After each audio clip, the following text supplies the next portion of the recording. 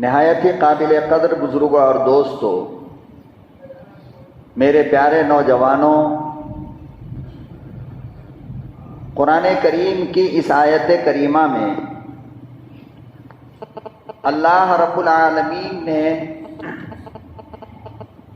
ایک وہ بات جو ہمیں اور آپ کو نظر آتی ہے، پریکٹیکلی اعتبار سے ہم اور آپ اسے محسوس کرتے ہیں، اور ہم میں کا کوئی بندہ اس بیماری سے بچا ہوا نہیں ہے، چاہے وہ جاہل ہو یا عالم ہو، نمازی ہو، بے نمازی ہو، دنیا کے کسی بھی ملک کا رہنے والا ہو، ہر بندہ اس بیماری کے اندر مبتلا ہے، اس بیماری سے کوئی بچا ہوا نہیں۔ وہ بیماری کیا ہے؟ فرمایا قرآن کریم نے الہاکم التکاثر، کہ تم کو اس بات کی لالچ نے برباد کر دیا کہ مال کیسے زیادہ ہو،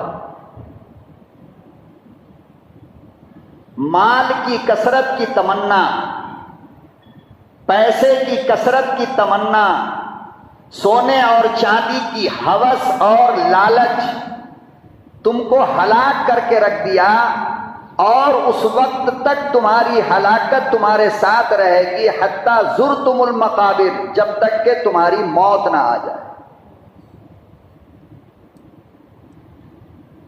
گویا کہ قرآن کریم یہ کہتا ہے اور یہ کہنا چاہ رہا ہے کہ مال کی کثرت کی لالچ اور مال کے زیادہ ہونے کی تمنا، مال کے زیادہ ہونے کی آرزو، یہ تمہاری اس وقت تک پوری نہیں ہو سکتی جب تک کہ تمہاری سانس نہ رک جائے، تم مر نہ جاؤ۔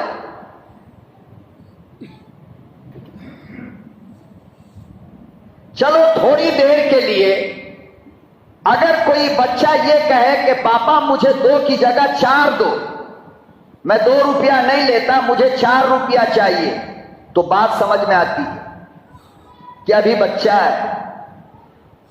کوئی نوجوان اگر ایک دکان کی جگہ 2 دکان کر رہا ہو تو بات سمجھ میں آتا ہے کہ جوانی ہے، مگر آپ اور ہم دنیا کے اندر اس بات کا تجربہ کر رہے ہیں اور دیکھ رہے ہیں کہ ایک آدمی جس کی عمر 60، 70، 80 سال کی ہو گئی، بستر سے اٹھ نہیں پاتا ہے، کھانا پینا اپنے ہاتھ سے نہیں کر پاتا، پیشاب پخانہ اپنے ہاتھ سے نہیں کر پاتا، 1000 بیماری لیے بستر پر لیٹا ہے، مگر مال کی ہوس اور مال کی تمنا اس آدمی کو بھی نہیں چھوڑتی۔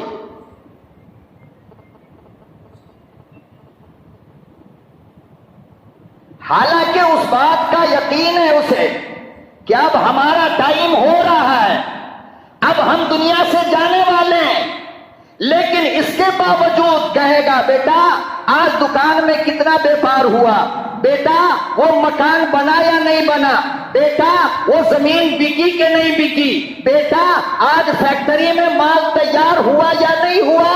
ارے بوڑھے میاں، آپ نے جو کیا ہے وہ بات سمجھ میں نہیں آتی۔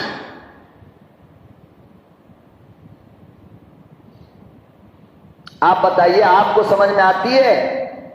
بھائی بچے نے اگر ڈبل مانگا مال تو چلو بچہ ہے، جوان نے اگر مانگا تو چلو ابھی تھوڑی زندگی اللہ نے چاہا تو ابھی باقی ہے، لیکن ایک آدمی جس کو ڈاکٹر نے منع کر دیا ہے کہ اب آپ زیادہ دن رہو گے نہیں، مگر اس کے دل سے بھی مال کی تمنا، مال کی لالچ، مال کی ہوس جاتی نہیں۔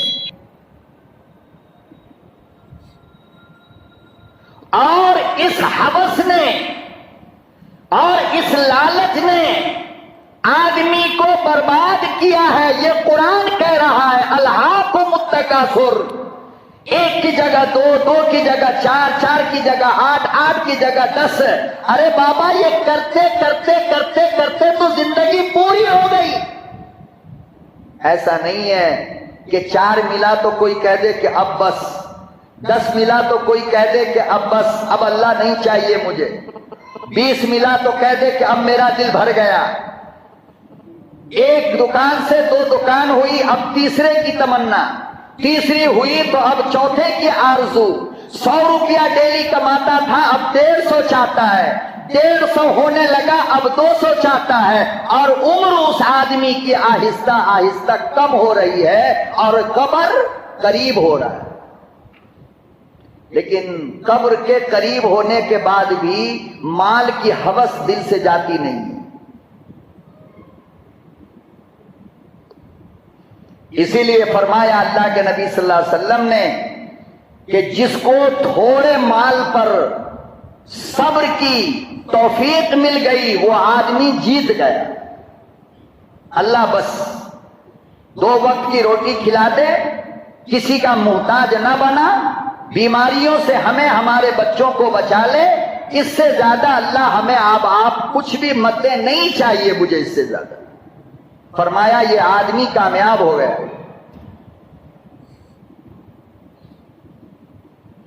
اور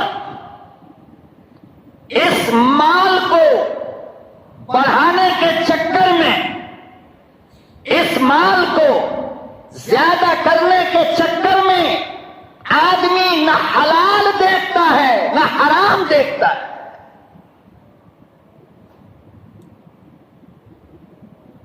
بس مال بڑھنی چاہیے، چاہے چوری کے پیسے سے بڑھے، چاہے رشوت کے پیسے سے بڑھے، چاہے سود کے پیسے سے بڑھے، چاہے پارٹی کو دھوکہ دے کر بڑھے، چاہے ڈکیتی ڈال کر کے بڑھے، چاہے یتیم کا لے کر بڑھے، چاہے بیوہ کا لے کر بڑھے، جیسے بھی بڑھے مال بڑھنی چاہیے. اللہ کہتے ہیں یہ ہے تمہاری ہلاکت. کیا یہ؟ کیوں؟ اس لیے کہ تم نے مال کو بڑھانے کے لیے سودی کاروبار کیا، سود پہ پیسہ دینا شروع کیا تم نے. اس لیے کہ مال بڑھ جائے، دولت بڑھ جائے، 1 گاڑی سے 2 گاڑی بنے، 1 بنگلہ سے 2 بنگلہ بنے، اس لیے نا. لیکن فرمایا کہ دیکھو 1 پیسہ تم نے سود کا جو واپس لے کر کھایا ہے، اپنے پیٹ میں ڈالا، تو فرمایا کہ اس کا گناہ، اس 1 پیسے کا گناہ، 1 روپیے کا نہیں، 1 پیسے کا گناہ جو سود لیا تم نے، فرمایا اپنی سگی ماں جس کے پیٹ سے تم پیدا ہوئے، وہ ماں تمہاری مر گئی، پھر تم اپنے سگی مری ہوئی ماں کے ساتھ 36 مرتبہ زنا کرو، اتنا گناہ تم کو نہیں ملے گا جتنا سود کا 1 پیسہ کھانے میں ملتا ہے. یہ ہلاکت نہیں ہے؟ بولو یہ ہلاکت ہے یا نہیں؟ کوئی چاہے گا میری ماں کے ساتھ نعوذ باللہ ثم نعوذ باللہ، توبہ توبہ، اللہ معاف فرمائے، شرابی، جواری، کبابی، چور، لچا، لفنگا، آوارہ، مسلمان کوئی بھی ہو، کسی بھی دھرم کا ہو، اپنی ماں کے ساتھ کوئی منہ کالا کرتا ہے؟ لیکن فرمایا کہ سود کا 1 پیسہ اپنی مری ہوئی ماں کے ساتھ 36 مرتبہ زنا کرنے سے بھی بڑا گناہ ہے. آج مسلمان مال کو بڑھانے کے لیے کتنے پیسے کھا رہا ہے. قرض مانگو 10 روپیہ کوئی نہیں دے گا، 15 کا وعدہ کرو پورے محلے میں لوگ مل جائیں گے.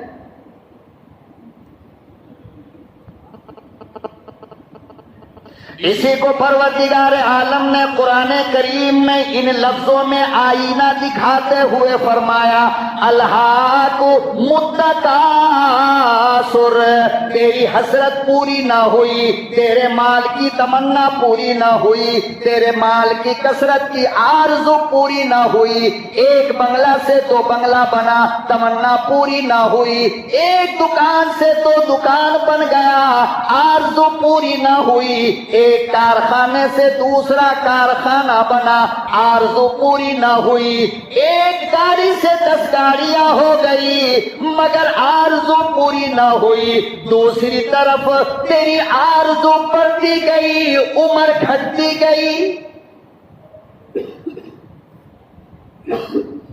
آرزو بڑھتی جا رہی ہے، عمر گھٹتی جا رہی ہے۔ خدا کی قسم جتنی سانس تم لیتے ہو اتنی سانس تم موت کے قریب چلے جاتے ہو، جتنا لقمہ تم کھاتے ہو اس سے زیادہ تم قبر کے قریب چلے جاتے ہو۔ فرمایا دیکھو عقل والے ہو تو جیسے جیسے دشمن قریب آتا ہے تم بچنے کی تیاری کرتے ہو، مگر دنیا داری میں اتنے بے عقل ہو گئے، موت قریب آ رہی ہے، قبر قریب آ رہی ہے، حشر کا دن قریب آ رہا ہے، مگر مال کی کثرت کی تمنا دل سے جاتی نہیں۔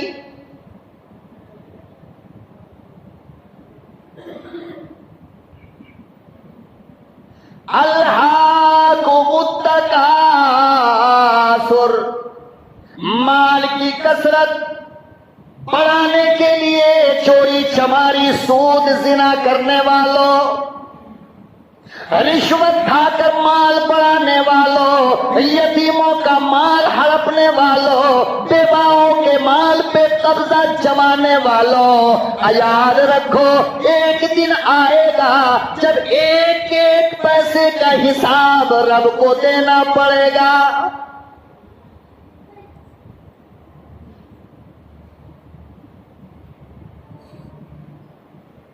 اور دنیا میں سب سے بڑی بات یہ کہ غلط مال سے، حرام مال سے، جس کو کماتے وقت تم نے اللہ کا ڈر دل کے اندر نہیں رکھا، حرام طریقے سے تم نے مال کمایا، فرمایا یہ مال حرام جب تمہارے پیٹ میں جاتا ہے 40 دن تیری نماز قبول نہیں ہوتی،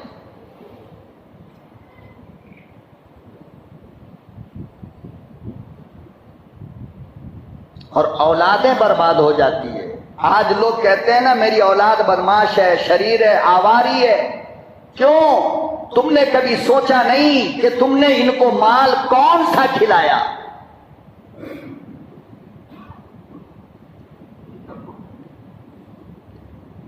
حلال مال میں، محنت کے مال میں، مشقت کے مال میں اللہ نے نور رکھا ہے، برکت رکھا ہے، رحمت رکھا ہے، عبادت کی توفیق رکھی ہے۔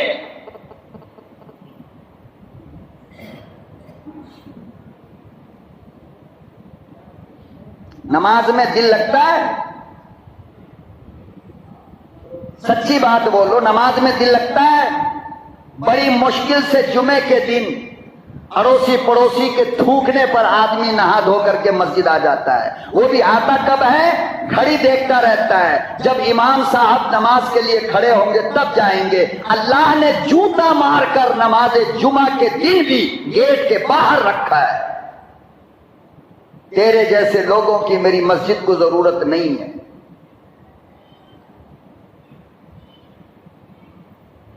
فرمایا کہ اپنے مال کو چیک کرو،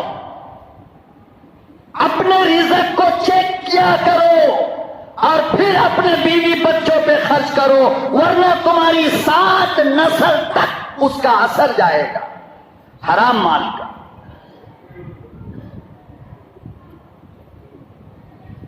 اب حرام مال کیا ہے؟ چوری کر لیا بس، سود پہ لے لیا وہ حرام بس، رشوت کسی سے لے لیا وہ حرام بس، یتیم کا مال ہڑپ لیا وہ حرام بس کا نہیں، اس کے علاوہ بھی بہت سارے غلط لقمے ہیں، بہت سارا غلط کھانا ہے جو تمہارے پیٹ میں، تمہارے بچوں کے پیٹ میں جاتا ہے مگر تمہیں احساس نہیں ہوتا۔ پیر ذوالفقار نقشبندی مدد اللہ العالی نے لکھا ہے کہ ہمارے مدرسے کے اندر ایک طالب علم تھا، ذرا غور سے سننا، بچوں کی لائف کا مسئلہ ہے، بچوں کی زندگی کا مسئلہ ہے، ہماری تیری تو کٹی، جیسے تیسے اپنی نسل کا خیال کرو، اولاد کا خیال کرو۔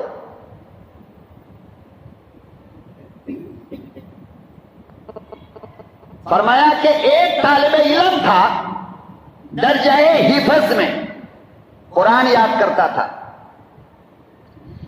1 سال میں قرآن کریم کا صرف 1 صفحہ یاد ہوتا تھا، وہ بھی بھول جاتا تھا۔ حالانکہ 1 سال میں تو بعض بچے پورا قرآن یاد کر لیتے، لیکن وہ طالب علم محنت بھی خوب کرتا تھا، رات دن پڑھتا تھا، مگر پورے 1 سال میں 1 صفحہ پڑھتا، اور جب تک اس صفحے کو استاد سنتا پھر پیچھے کا بھول جاتا۔ یہ حالت تھی اس بچے کی۔ اب مدرسہ پریشان، استاد پریشان کہ یا اللہ، بچہ بدماش بھی نہیں ہے، شریر بھی نہیں ہے، اچھا خاصا طالب علم ہے، نیک بچہ ہے، پھر آخر قرآن یاد ہوتا کیوں نہیں؟ 1 سال میں 1 صفحہ، یعنی 1 ورق کا 1 طرف والا، بس۔ حضرت تشریف لے گئے مدرسے میں، اس طالب علم کو بلایا، فرمایا بیٹا کیا بات ہے، ایسا کیوں ہو رہا ہے تمہارے ساتھ؟ کہا حضرت مجھے سمجھ میں نہیں آتا، میں تو بڑی محنت کرتا ہوں، فجر سے پہلے اٹھتا ہوں، فجر کے بعد اٹھتا ہوں، رات عشاء کے بعد تک پڑھتا ہوں۔ استادوں سے پوچھا، کہا طالب علم بالکل صحیح کہہ رہا ہے، ذرا غور کرنا۔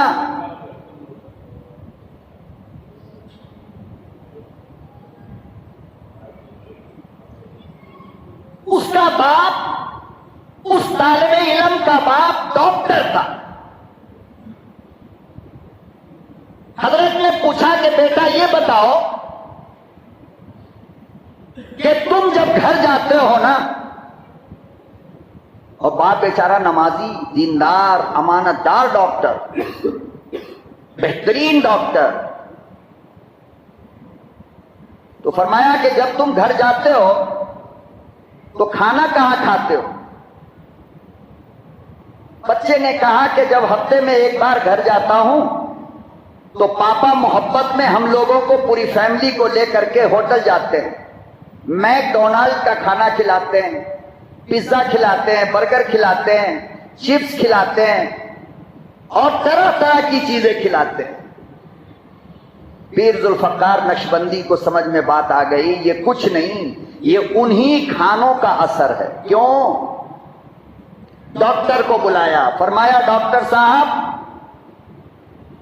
آپ کا شوق یہ ہے کہ میرا بچہ قرآن کا حافظ بنے، اور بچہ بننا چاہتا ہے مگر دماغ کام نہیں کرتا۔ فرمایا ایک شرط ہے ہماری، اگر آپ مان لو گے تو میں آپ کے بچے کو رکھوں گا، ورنہ آپ اپنا بچہ لے کر کے جاؤ، ہم نہیں پڑھا سکتے۔ کیا شرط ہے؟ کہا کہ آپ دیندار ہو، نمازی ہو، آپ کی بیوی دیندار ہے، نمازی ہے، گھر میں قرآن کی تلاوت ہوتی ہے، میرا بچہ جب مدرسے سے جائے تو اس کی ماں کو کہیں آپ کہ گھر کا بنا ہوا کھانا کھلائے، باہر ریسٹورینٹ اور ہوٹل کا کھانا بچے کو نہ کھلائے۔ ڈاکٹر نے منظور کیا۔ جاتے وقت پوچھا کہ آخر معاملہ کیا ہے، باہر کھانے میں ناجائز ہے کیا؟ فرمایا نہیں۔ پھر کیوں آپ نے منع کیا؟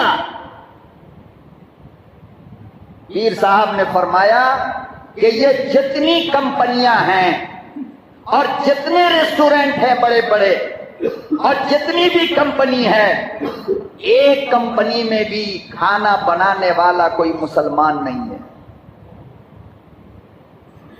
چکن وہ بنائے، مٹن وہ بنائے، پیزا وہ بنائے، برگر وہ بنائے، اور فرمایا کہ یہ مشکوک ہے، اس لیے کہ کافر نے بنایا ہے، اسلام کے شرائع پر اس نے بنایا نہیں، اسی لیے باہر کے کھانے میں کیا ملایا گیا، کیا پکایا گیا، ہمیں کیا معلوم ہے؟ جب وہ لقمہ ہمارے اندر جاتا ہے تو اللہ کے قرآن کا نور ہمارے اندر نہیں آتا، اللہ کے نام کی لذت ہمارے اندر نہیں آتی۔ اللہ کے نام کی چاشنی اور اللہ کے نام کی مٹھاس ہمارے اندر نہیں آتی. یہ باہر کے کھانے کی نحوست ہے. اپنی نسل کو بچاؤ, اپنے بچوں کو بچاؤ, اپنی فیملی کو بچاؤ.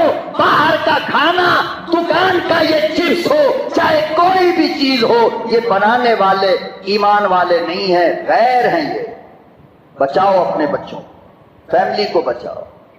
اسی لیے آج کل ہمیں نماز میں اچھا نہیں لگتا, قرآن پڑھنے کا دل نہیں کرتا, بزرگوں سے ملنے کا دل نہیں کرتا, علماء سے ملنے کا دل نہیں کرتا, مسجد میں آنے کا موڈ نہیں کرتا. خدا کی قسم, کھانے کی نحوست اتنی پڑی ہے ناجائز کھانے کی. اگر کوئی کہے عشاء کی نماز کا ٹائم ہو گیا, چلو نماز پڑھ کے آئیں گے, تو کہتے ہو بعد میں دیکھیں گے. اور وہیں پر اگر کوئی کہے کہ بازو میں سنیمے کا ایک ہیرو آیا ہوا ہے, اوپن شو کر رہا ہے, تو خدا کی قسم بھاگ کر جاتے ہو. یہ کھانے کا اثر ہے. یہ کیا, یہ ارے بولتے کیوں نہیں؟ کھانے کا, غلط کھانے کا, باہر کے کھانے کا اثر ہے کہ قرآن سننے میں مزہ نہیں آتا, گانا سننے میں مزہ آتا ہے.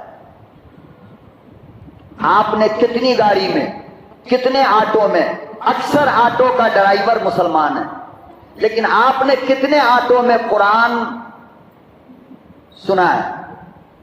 بتا سکتے ہو؟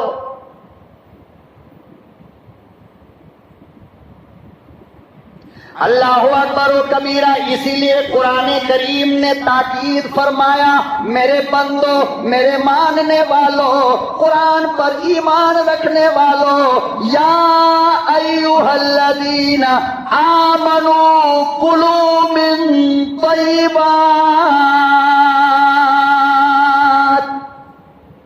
ایمان والو پاک رزق کھایا کرو, پاک پانی پیا کرو, پاک کھانے سے بیوی بچوں کی پرورش کیا کرو.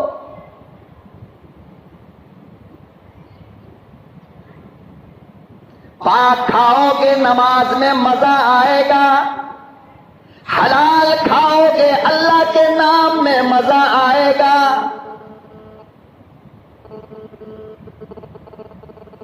مسجد میں آنے کی توفیق ملے گی, دین کا نور پیدا ہوگا, قرآن کا نور پیدا ہوگا, سجدے کا لطف آئے گا, نماز کا مزہ مل جائے گا.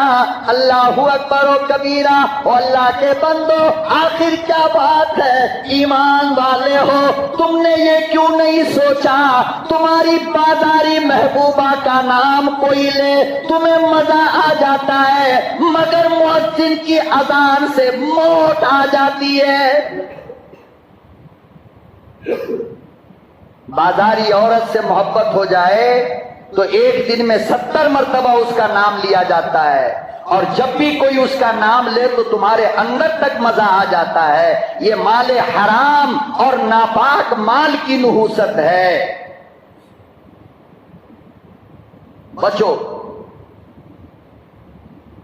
یہ چپس ایپس جو بھی باہر کے ہیں نا, ابھی تو تم لاڈ میں بچوں کو کھلاتے ہو, مگر تمہیں یہ نہیں پتا کہ اس کا بنانے والا کافر ہے یا مسلمان ہے, اور کیا ڈالا اس کے اندر.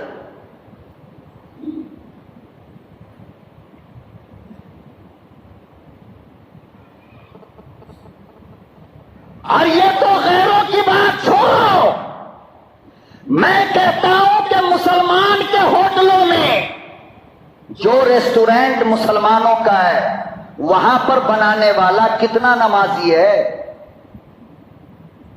یہ کباب روڈ پہ تلنے والے عصر کے وقت جا کر کے کھڑے ہو جاتے ہیں, نہ مغرب ہے نہ عشاء ہے. آپ بتاؤ, ان کے ہاتھ کا مال کھاؤ گے تو کیا تمہارے اندر ایمان کا نور پیدا ہوگا؟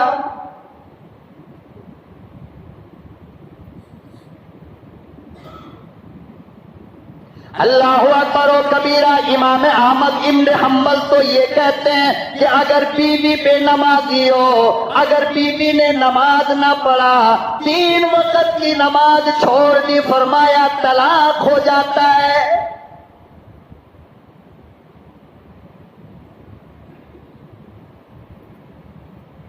امام اعظم ابو حنیفہ رحمت اللہ علیہ ارشاد فرماتے ہیں شکر مناؤ، امام صاحب نے فرمایا طلاق نہیں ہوتا، وہ عورت فاسق ہو جاتی ہے، ہاں مردوں کے لیے ضروری ہے ایسی عورت کی ہاتھ کی بنی روٹی نہ کھائے جو نماز نہ پڑھے،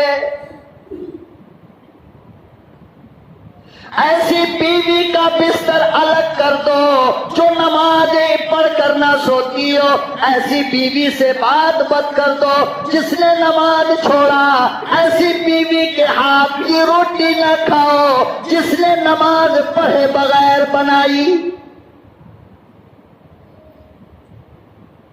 بیوی نماز نہ پڑھے تو کھانا نہیں کھا سکتے، بیوی نماز نہ پڑھے تو بات کرنا منع، بیوی بات نہ کرے تو بستر الگ کرنا ضروری۔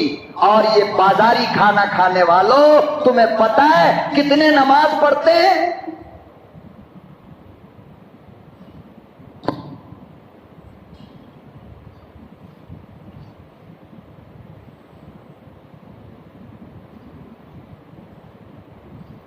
اس بات کا جب تک خیال نہیں رکھو گے کہ پاک کھانا اور پاک پینا ہمارے پیٹ کے اندر جائے، اس وقت تک تم ایمان کے تقاضے کو پورا نہیں کر سکتے ہو، یاد رکھو اس بات کو۔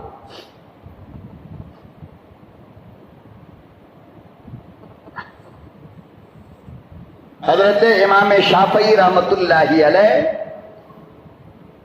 امام مالک کے شاگرد ہیں، اور امام شافعی کا تقوی، ان کی بزرگی بہت زیادہ مشہور تھی لوگوں میں، بہت بڑا ولی ہے، اللہ والا ہے، نیک ہے، ساری رات تلاوت کرتا ہے، ساری رات تہجد پڑھتا ہے، دن میں روزہ رکھتا ہے۔ امام مالک رحمت اللہ علیہ نے ان کی دعوت دی، شاگرد تھے، طالب علم تھے، دعوت دے کر بلایا، امام شافعی آ گئے۔ امام مالک نے اپنے گھر میں، اپنی فیملی میں، اپنی بیوی بچوں سے کہا کہ بڑا نیک آدمی ہے، تہجد گزار ہے، اللہ والا ہے، جانماز، وضو کا پانی، مسواک اس کے کمرے میں لے جا کر کے رکھ دو تاکہ رات میں اسے پریشانی نہ ہو۔ بہرحال امام شافعی آئے، دسترخوان لگا، بہترین کھانے کا نظم تھا۔ امام شافعی رحمت اللہ علیہ جو کھانا شروع کیا تو رکنے کا نام ہی نہیں، یہاں تک کہ دسترخوان خالی۔ صبح میں جب امام شافعی نماز فجر کے لیے گئے تو دیکھا کہ وضو کا پانی بھی ویسے ہی رکھا ہے، وضو بھی نہیں بنایا۔ امام مالک جب واپس آئے تو بیٹیوں نے کہا ابا آپ تو بڑی تعریف کر رہے تھے، اتنا بڑا اللہ والا ہے، نیک ہے، تو فرمایا نیک بزرگ اتنا کھاتے ہیں؟ وہ تو کم کھاتے ہیں نا، وہ پورا دسترخوان ہی صاف کر گئے، اور تہجد کی نماز تو پڑھی نہیں اس نے، وضو کا پانی بھی ایسے ہی رکھا ہوا تھا۔ یہ کیا کہا آپ نے پہچانا نہیں، دھوکہ کھا گئے۔ اللہ اکبر و کبیرہ۔ امام مالک نے امام شافعی سے پوچھا یہ کیا معاملہ ہے، میری سمجھ میں نہیں آتا ہے، کھانے کی حالت ویسی ہوئی، نماز تہجد بھی تم نے پڑھی نہیں۔ امام شافعی فرمانے لگے اللہ والے میں کیا بتاؤں، جب آپ کا دسترخوان بچھایا گیا، جب آپ کا کھانا دسترخوان پر لایا گیا تو اس کھانے پر ایک نور کی بارش ہو رہی تھی۔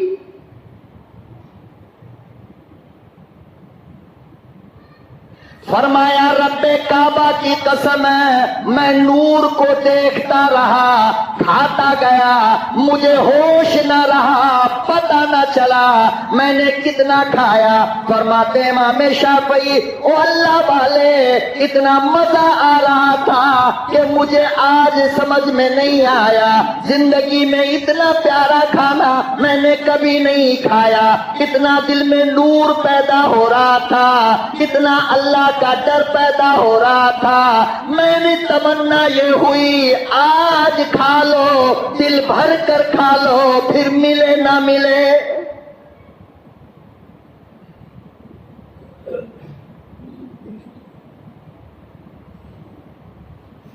مٹن، چکن، قورمہ، شورما، بریانی مت دیکھا کرو، بلکہ جس نے تمہاری دعوت کیا ہے اس کو دیکھا کرو کہ یہ کتنی محنت کی کمائی کی ہے، یہ کتنی محنت سے کماتا ہے، یہ کتنا حلال کماتا ہے۔ چاہے وہ سوکھی روٹی کھلائے، خدا کی قسم حرام مال کا قورمہ کوفتہ کھا کر نماز فجر کی تمہیں توفیق نہیں ملے گی، لیکن حلال لقمہ کھا کر تہجد کی توفیق ملے گی۔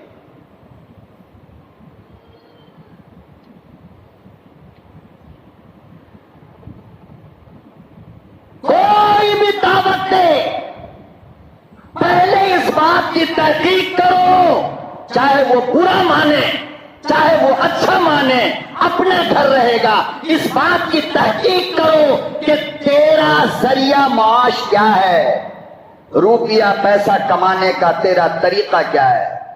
حلال ہے تو جاؤں گا ورنہ نہیں جاؤں۔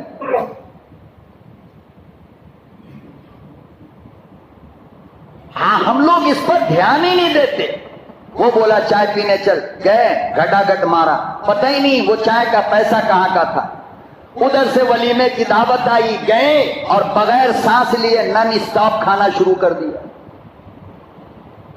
بچاؤ اپنی بیوی کو، بچاؤ اپنے بچوں کو، چھوٹا معصوم بچہ ہے، لائف خراب ہو جائے گی۔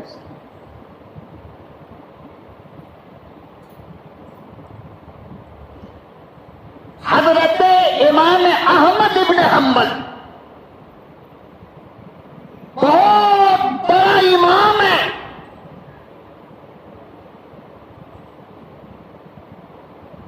غربت کا یہ عالم، غریبی کا یہ عالم، گھر آئے شام میں کہیں سفر سے، تو ہم اور آپ جب سفر سے جاتے ہو تو بھوک تو لگی رہتی ہے نا، تو کھانا وانا ٹھیک ٹھاک ملے تو اچھا لگتا ہے۔ امام صاحب جب پہنچے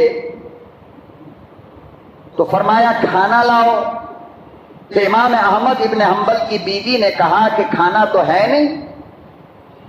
کہا کیوں؟ کہا کہ گھر میں نہ چاول تھا، تھوڑا سا آٹا رکھا ہے، بیٹھیں میں روٹی بنا دیتی ہوں۔ لیکن ساتھ میں کہنے لگی کہ روٹی میں ڈالنے کے لیے نمک نہیں ہے۔ کیا نہیں ہے؟ نمک نہیں۔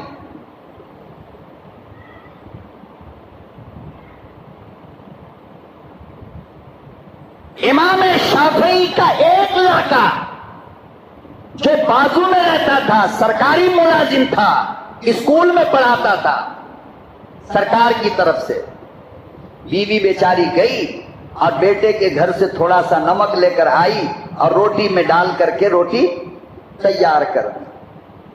دسترخوان بچھا، امام صاحب کے سامنے کھانا آیا، روٹی آئی۔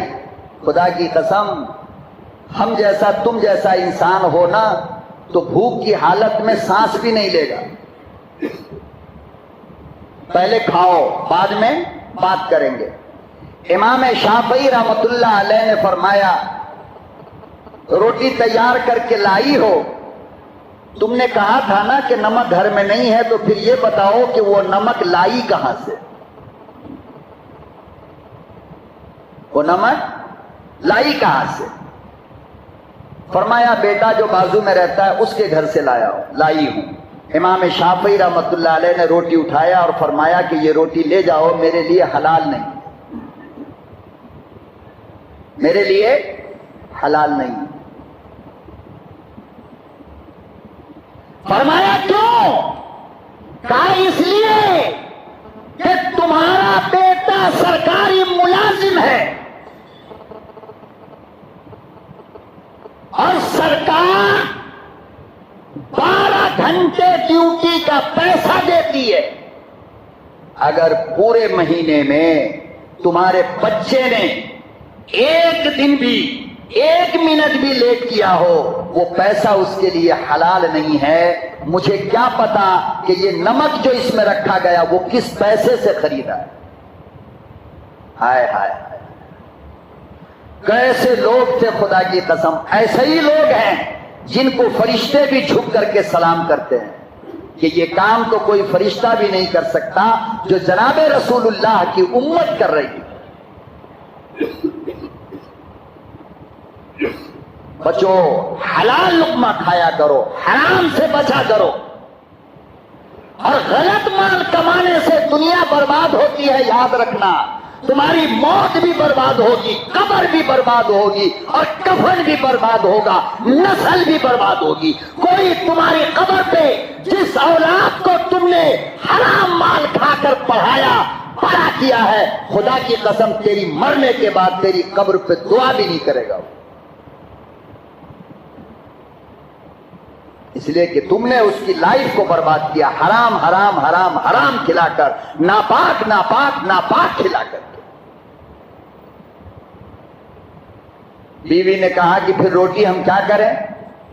तो कहा कि एक काम करो, शहर की जामिया मस्जिद पर ले जाकर किसी को दे दो कि शहर के जामा मस्जिद के बाहर खड़ा हो जाए, नमाज के बाद लोग आते हैं, ये ऐलान करे कि इमाम अहमद इब्न हंबल की रोटी है, इसमें आटा इमाम साहब का है और नमक उसके सरकारी मुलाजिम बेटे का है। अगर कोई ले ले गरीब फकीर मोहताज तो उसको दे दे, हमारे लिए जायज नहीं। अल्लाहु अकबर व कबीरा। मुसलमानों, अंदाजा लगाओ, एक दिन ऐलान 5 नमाज में हुई, रोटी कोई न लिया। अल्लाह अल्लाह, 2 दिन गुजर गए, 3 दिन गुजर गए। खुदा की कसम, अंदाजा लगाओ उस जमाने के गरीब भी कितने तकवा वाले हुआ करते थे, उस जमाने के फकीर भी अल्लाह से कितना डरा करते थे। हर बंदा आता और ये कहता चला जाता, जो इमाम अहमद के लिए जायज नहीं, मेरे लिए भी हलाल नहीं।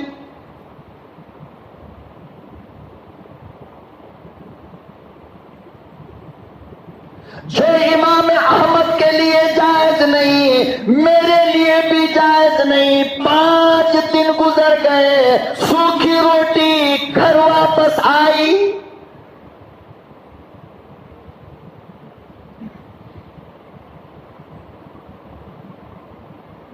बीवी ने किसी बंदे को दिया, फरमाया ले जाओ दरियाए दजला में जाकर डालो। रोटी लेकर गया, दरियाए दजला में डाल दिया।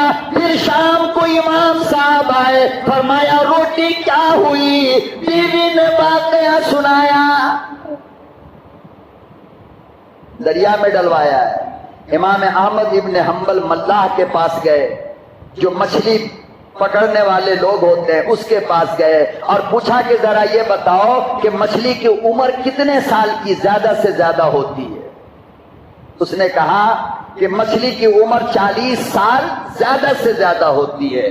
खुदा की कसम, लिखा है किताब में कि इमाम अहमद इब्न हंबल ने 40 साल तक मछली को हाथ नहीं लगाया कि कहीं कोई मछली वो रोटी ना खा गई। तुम हराम खाकर ढिकार भी नहीं लेते हो, शर्म नहीं आती, गैरत पैदा नहीं होती। पता है ये सूदखोर है, ये हरामखोर है, ये रिश्वत लेता है, ये झूठ बोलकर पैसा कमाता है, इसके बावजूद उसके बच्चों के वलीमे में ये do suit boot tie Y लगा करके अगली सब में जाकर के बैठा रहेगा। अरे गैरत पैदा कर, शर्म पैदा कर अपने अंदर।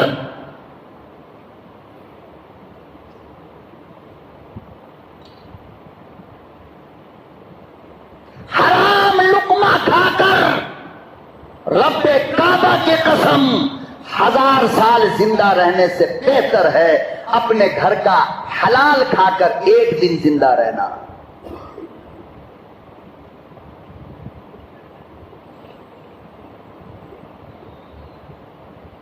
امام اعظم ابو حنیفہ رحمت اللہ علیہ، ان کے زمانے میں گاؤں میں کسی صاحب کی بکری چوری ہو گئی. کیا ہوئی؟ بکری چوری. آج تو ہماری نمک حرام ماں اور نمک حرام باپ اگر ہم بازار سے کچھ چوری کر کے لے آئے تو سینے سے لگاتا، واہ بیٹا کمال کر دیا، شاباش، کیسے کیا؟ پھر وہ سنے گا جیسے کہ اپنی شادی کی کہانی سن رہا ہو. شرم کرو یار، ڈوب مرو اللہ کی قسم. اس لیے اللہ نے تم کو ایمان نہیں دیا ہے، اس لیے اللہ نے تم کو قرآن نہیں دیا، اس لیے اللہ نے تم کو اپنا محبوب پیغمبر نہیں دیا ہے.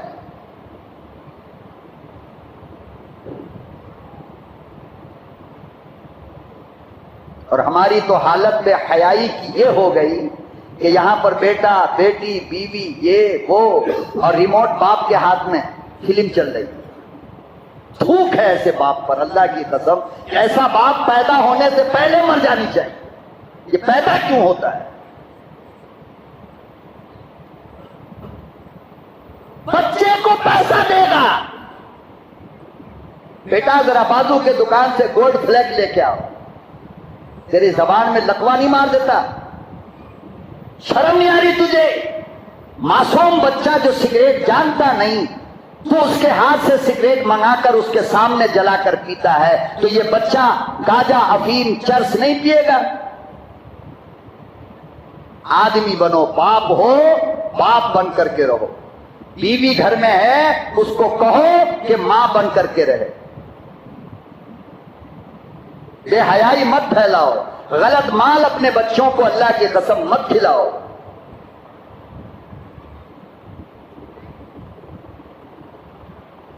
بکرا چوری ہو گئی کوفہ میں، عراق کے اندر. امام صاحب رہتے تھے نا.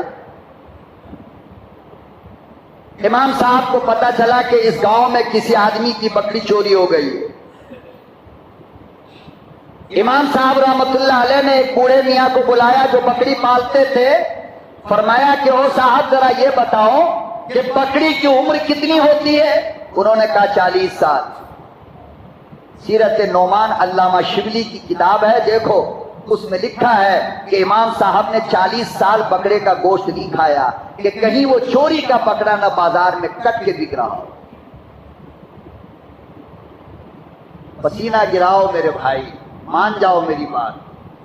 خدا کی قسم میں تمہاری بھلائی میں اپنے سینے میں درد پیدا کر کے تمہیں سمجھاتا ہوں کہ تمہاری آخرت بنے اور میرا بھی اللہ بھلا کر دے. جو ہو گیا سو ہو گیا. لات مارو ایسے کھانے پینے دعوت کو جس کے کمائی کا تم کو پتہ نہ ہو. سوکھی کھلاؤ اپنے بچوں کو. کباب کھانے کا دل ہو، چپس کھانے کا دل ہو، جو کچھ کھانے کا دل ہو بازار میں ملتا ہو اپنے گھر میں بنواؤ، چاہے صحیح بنے یا غلط بنے.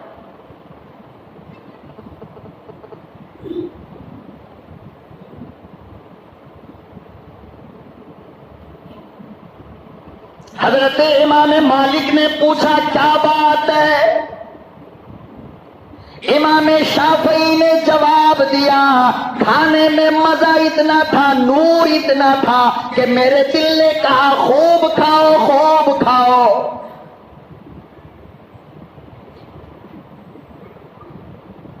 میں نے پیٹ بھر کے کھایا. فرمایا پھر تہجد کی نماز کیوں نہ پڑھی؟ امام شافعی کہنے لگے اس کھانے کی برکت کا اثر یہ تھا کہ ساری رات مجھے نیند نہ آئی، میں اللہ کا قرآن پڑھتا رہا، قرآن کی ایک آیت میں غور کیا، اس ایک آیت سے 1500 مسئلے نکلے. پھر صبح ہو گئی، میرا وضو تھا، میں نے اسی وضو سے نماز پڑھ لی.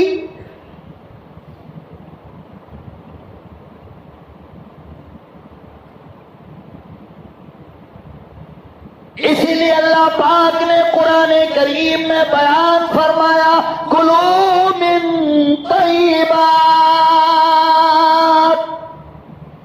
ایمان والو، کافر کو نہیں کہہ رہا ہے وہ، یہودی کو نہیں کہہ رہا ہے، نصارہ کو نہیں کہہ رہا ہے، عیسائی کو نہیں کہہ رہا ہے، بلکہ کسے کہہ رہا ہے؟ یا ایھا الذین آمنو، اے میرے بندو، مجھے اپنا مانتے ہو نا، تو جو میں نے تمہیں رزق دیا ہے پاک، اس رزق سے کھایا پیا کرو، اپنے بیوی بچوں کو کھلایا کرو، یار دوستوں کو کھلایا کرو۔ اس سے کیا ہوگا؟ تمہارے اندر عبادت کا شوق پیدا ہوگا۔ کیا ہوگا؟ بولو نا، کیا ہوگا؟ بتاؤ نا۔ موبائل سب کے جیب میں ہے، یہ جتنے لوگ یہاں بیٹھے ہیں، میں سمجھتا ہوں کہ شاید کوئی بندہ ہو جس کے پاس موبائل نہ ہو، ہے نا؟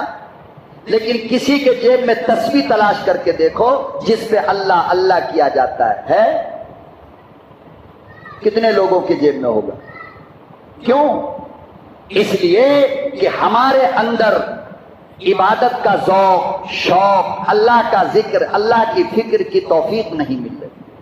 یہ غلط کھانے کا نتیجہ ہے۔ یہ زیادہ سے زیادہ کوشش کرو، باہر سفر میں جانا ہو اپنے گھر سے توشہ لے کر کے جاؤ، لمبے سفر میں جانا ہو کوئی سوکھا کھانا بنا کر لے کر کے جاؤ، مگر راستے میں مت خریدو، راستے کا مت کھایا کرو، اور باہر کے کھانے پینے پر بچوں پہ پابندی لگاؤ، اس لیے کہ بنانے والا بے نمازی ہے، اور جب بے نمازی کے ہاتھ کا کھایا جائے گا، پیا جائے گا، تو ہمارے اندر بھی نماز چھوڑنے کا جذبہ پیدا ہوگا۔